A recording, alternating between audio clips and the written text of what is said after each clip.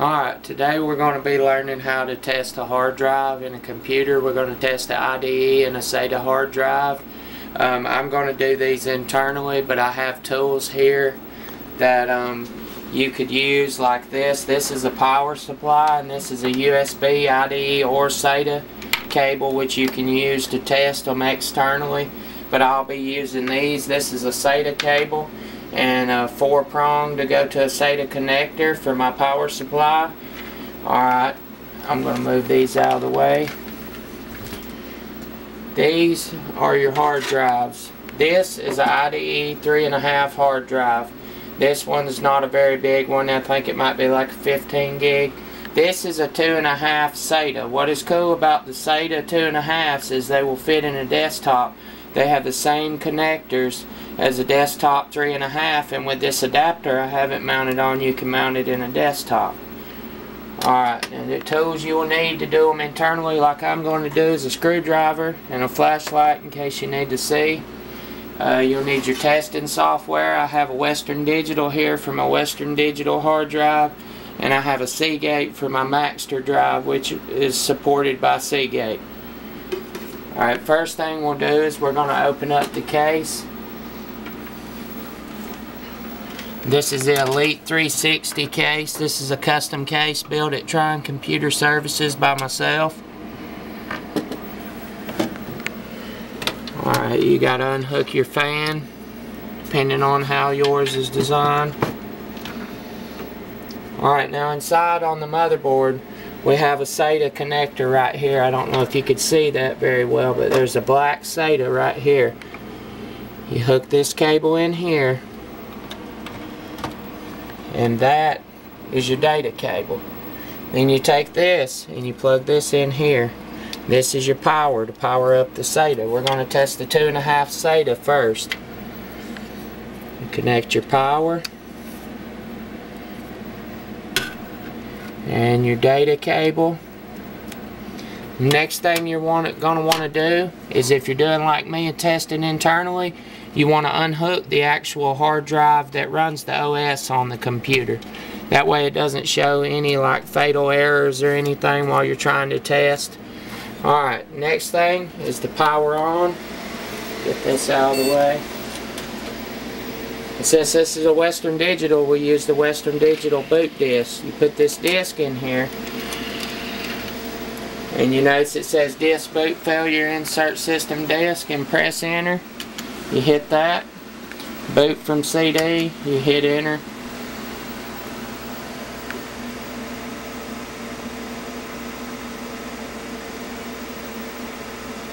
Now, depending on what program you use, it'll have different license agreements. You want to agree on that.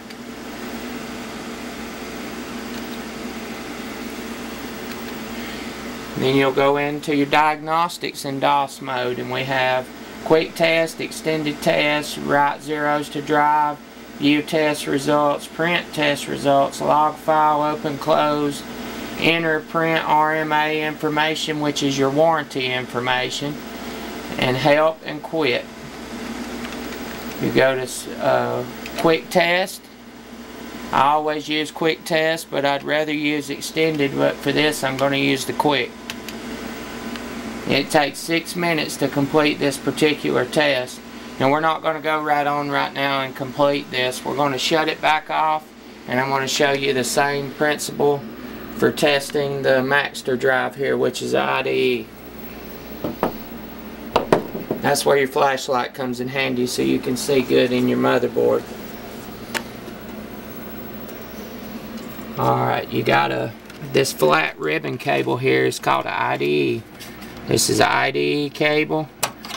You use it to test.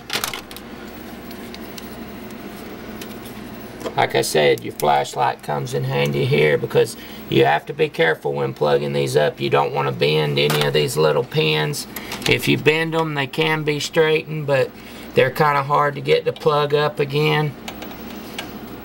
Alright, our cable's in there. We're going to unhook this SATA here, get it out of the way.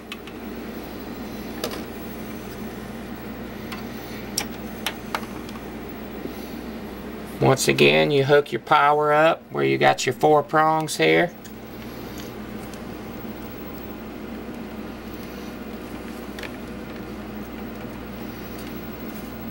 And then you hook your IDE cable up, which is a 40 pin IDE. Alrighty, you'll want to start your computer back up. And this time we're going to use C-Tools, which is designed for Seagate hard drives and Maxtor hard drives. You can test either one of those with this diagnostic software. Same as before, you hit enter, boot from CD,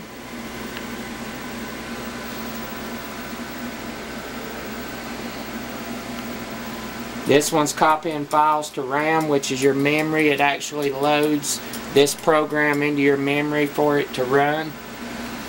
You want to accept the license agreement.